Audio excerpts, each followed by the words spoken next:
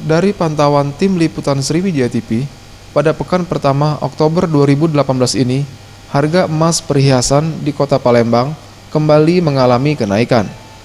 Harga emas perhiasan saat ini berada di angka 3,6 hingga 3,7 juta rupiah per suku, atau naik sekitar Rp200.000 jika dibandingkan dengan 2 minggu lalu yang berada di kisaran 3,4 hingga 3,5 juta rupiah per sukunya.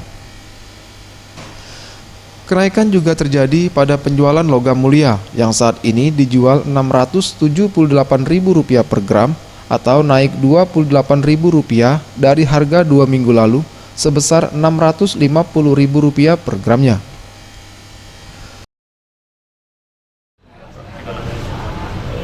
Udah hampir sebulan, 36 lagi ini.